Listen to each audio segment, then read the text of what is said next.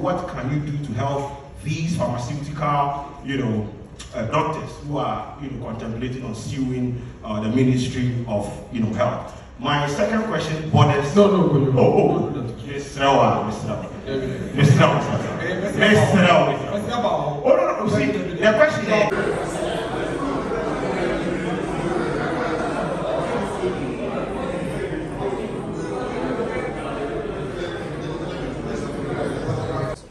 But His Excellency at this point, immediately His Excellency takes his seat, please kindly move to where the photographers are to ensure we have order in front of the auditorium.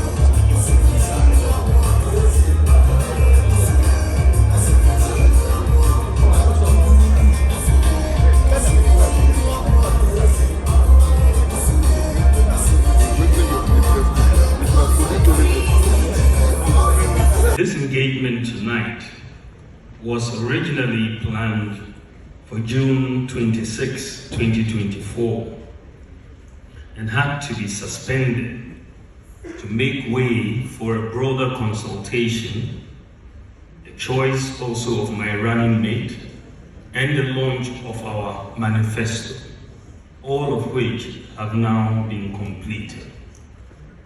The media plays an important role in the democratic process, and those seeking to govern our nation must be interested in partnering with the media to ensure accountability, dissemination of ideas, and critical scrutiny of public policy proposals. The NPP views the media as an important ally in our national development agenda and our quest to expand the frontiers of democratic governance in Ghana. It was thus the NPP under President John Ajay that repealed the criminal libel law to allow, in addition to the rights guaranteed by the 1992 Constitution, for the media to fully perform its functions. Again, another NPP president, Nana Kwadwo, passed the Right to Information Law to enhance the work of the media. We are partners with you, and a partnership I will continue to keep as the new leader of the NPP. Ladies and gentlemen, as you are aware, in November last year, I was elected as the presidential candidate of the New Patriotic Party for the December 2024 elections. In my campaign for the flag bearership, you offered me extensive coverage, and this resulted in no small way in my decisive victory. Since then, I have traveled the country and engaged with fellow citizens on the way forward for our nation. I've met with traditional rulers, religious rulers, students, market women, the youth, and many identifiable groups. I've listened to the great ideas they shared with me.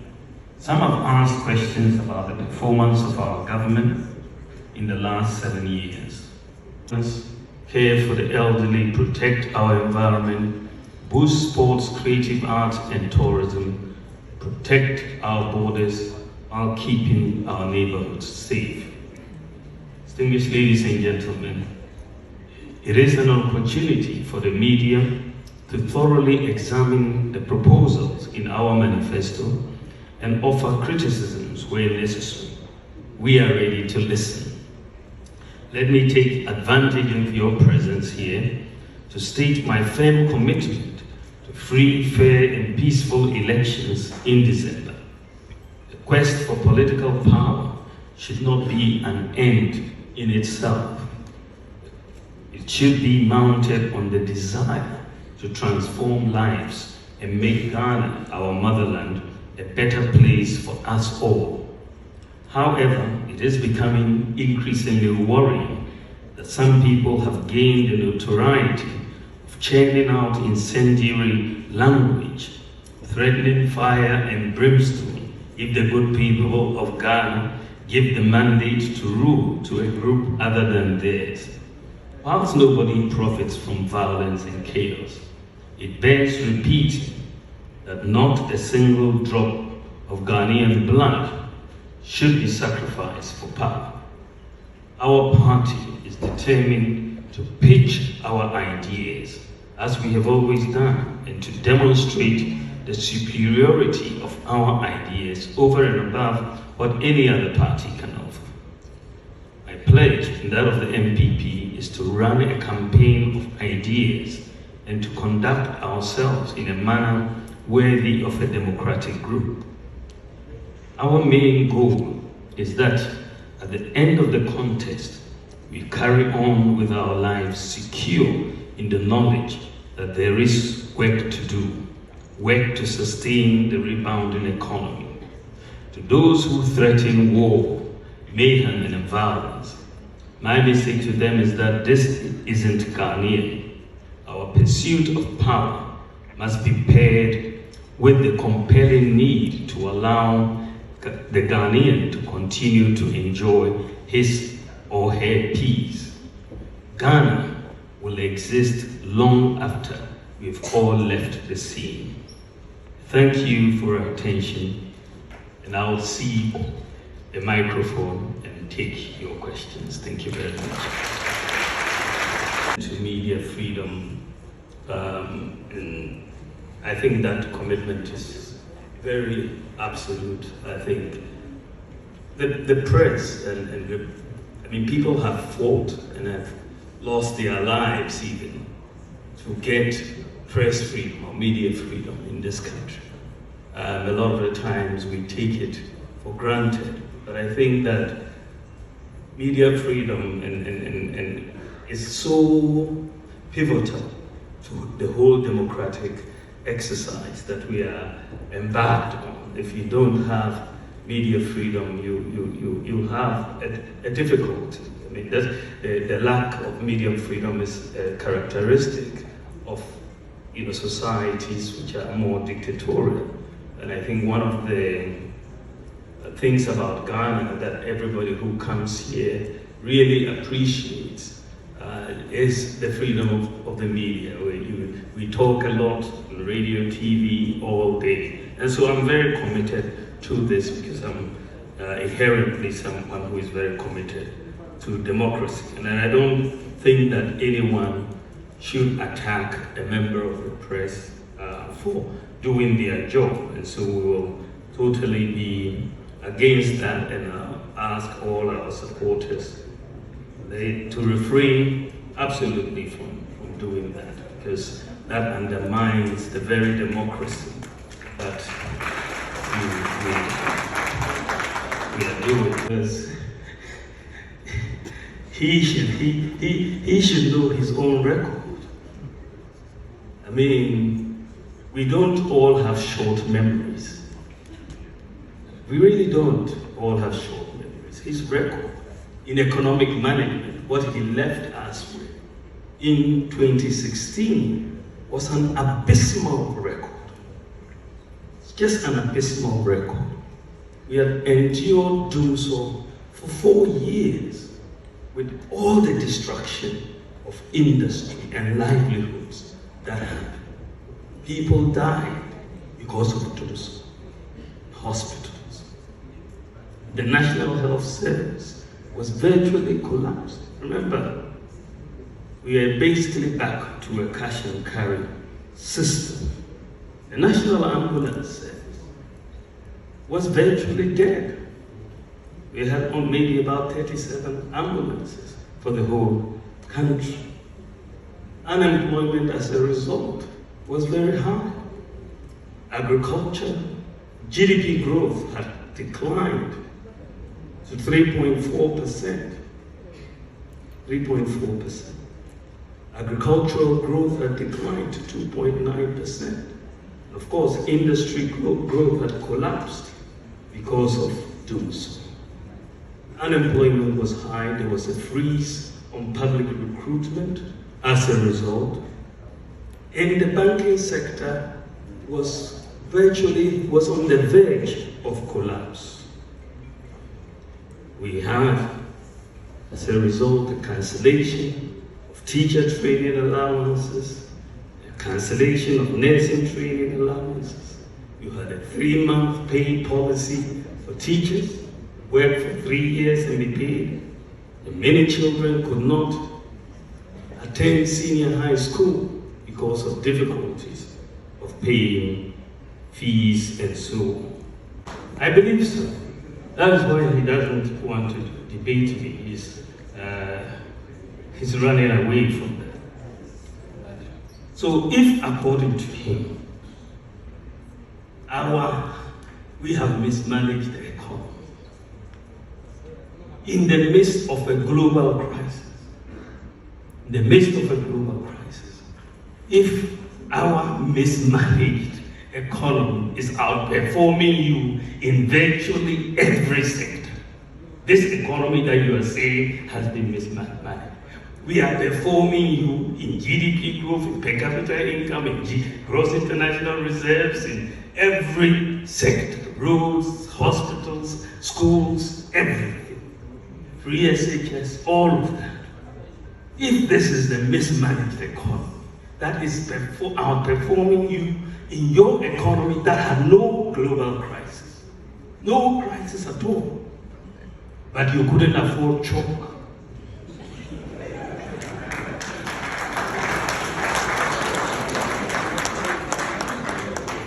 You couldn't afford chalk. But there was no crisis. So if our mismanaged economy is performing better than your better managed economy, then in that case, you must not have been very good. Let me put it mildly. I was going to say incompetent. Because our bad economy is much better than your good economy. I mean, it doesn't make sense either. So I think that the matter, I hope that this matter can be settled. There's no way he can say that his economy that he managed as president. By the way, I'm not yet president. In another 3 months, inshallah.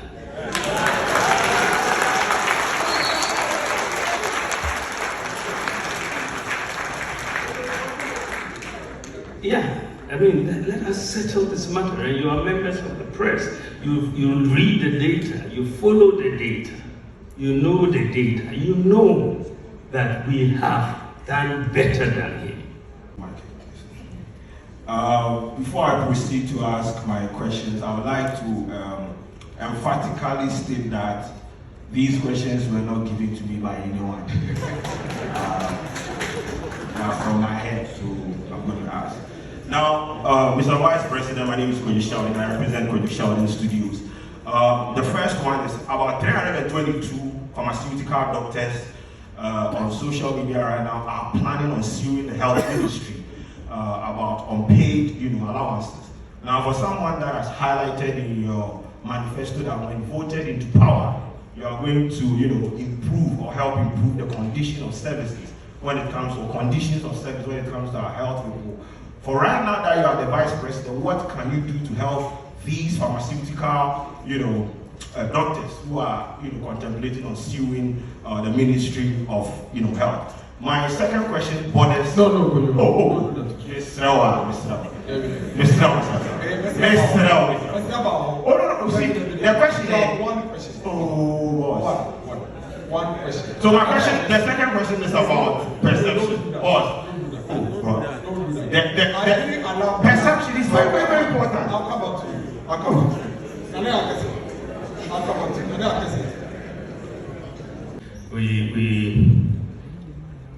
you're talking about 322 pharmaceutical doctors who are threatening to sue the Ministry of Health for their allowances. Again, I want to take this one up. This is the first time I'm hearing about this particular issue. I think it is Sheldon who raised it. I'm not aware of it, but I think it's an important issue that we should really resolve. So we'll talk to the Ministry of Health and Finance. Thank you very much. This is a major policy that we are coming up with, that we want to engage the private sector in a lot of expenditure that government normally will put on the budget. And a lot of infrastructure is part of what government puts on the budget, in places like roads, and you tend to see a lot of uncompleted buildings. But if you go to places like Legon or Tech, most of the accommodation, the hostels, is provided by the private sector. And all we do is rent it and pay. And I believe that we can have that model where the private sector is engaged to build a lot of infrastructure, and will pay them rent or lease it or whatever over time. So I believe that will give a lot of fiscal space, but also allow us to complete all of these buildings and so on. But this is where I want to take Ghana in the next session, that we should move more towards the private sector provision of a lot of this, and that will really bring down the fiscal burden on government in providing some of these. The Cape Coast Airport, what is the overriding consideration? Well, I think that if you look at tourism, it's got to be one of the big considerations for Cape Coast. And that could provide us, of course, some people say, well, you are also expanding the road. That is fine, but if some people want to fly directly to Cape Coast, I think they will have that opportunity to do so. Parents, it's an educational hub, and so on. Tamale, come straight to Cape Coast, and other things. So I think that, you know, there is a rationale, and we should give Cape Coast. It's the feasibility study is suggesting that the location will really be between Cape Coast and Takoradi because of land space issues. But I think there's justification for that. Inner Ring Road for Kumasi, Santasi, and Hojo, and airport interchanges. Napo, I'll leave you to handle that portfolio. And it will be your responsibility to make sure you'll tell the Kumasi people to hold you if it's not done. I think that the issue of, that has been raised, I don't know if it was Andy or Larry who raised it, that corruption, that we've not talked about corruption in the manifesto. In fact, we have, and I did make the point when I delivered my speech at the manifesto launch, that, you know, for me, the way we have looked at fighting corruption, you know, we're looking at, as I said during the manifesto launch, we have killed people for corruption, killed people, passed several laws. In fact, since we have been in office, you know, we have passed many laws. We've passed the Right to Information Act that basically brings more transparency. The Witness Protection Act we've passed. Criminal Offence Amendment Act 2020 was also passed. The Anti-Money Laundering Act 2020. They also increased budgetary allocations to the Audit Service, to SHRAJ, and CCE. We also set up the Office of the Special Prosecutor. So all of these things are policies that we've implemented. But I make the point that when it comes to corruption, I believe that we should stop corruption ex ante. That is before it happens, rather than deal with it ex post, after it happens. That we should look at, and this is why I believe that digitalization holds the key to dealing with corruption. Why do I say so? When I look at the impact of the Ghana card on the public sector payroll, it gives me a lot of confidence that we are on the right path to deal with corruption ex ante. The Ghana card provides unique identity backed by fingerprints for every adult Ghanaian so far. We've issued 18 million Ghana cards. And so when we look at Senate, for example, when they went through their pensioner payroll and tried to make sure that everybody had a unique identity on the payroll, they found out 29,000 ghost pensions just because of the card. And that saved Senate almost 400 million Ghana cedis from the 29,000. National Service Secretariat found 44,000 ghost service personnel, savings of over 350 million. And using digitalization in the Ghana card, we've been able to eliminate all ghost workers on the Controller and Accountant General payroll. That is a major advancement in the fight against corruption, because these are things that have been there for a very, very long time, but digitalization is helping us to deal with it. And when you come to the area of the tax, domestic revenue mobilization and people's compliance with tax laws and all of that, when we came into office, only 4% of the, adult population of Ghana had tax identification. Only 4% had tax identification numbers. So we made the decision, said, look, why don't you make the Ghana card number the tax identification number? Suddenly, once we did that, suddenly 85% of adults in Ghana suddenly have tax identification numbers. So we can tell going forward who has filed, who hasn't filed, where they live, and so on. We tackled corruption, passport office with digitalization.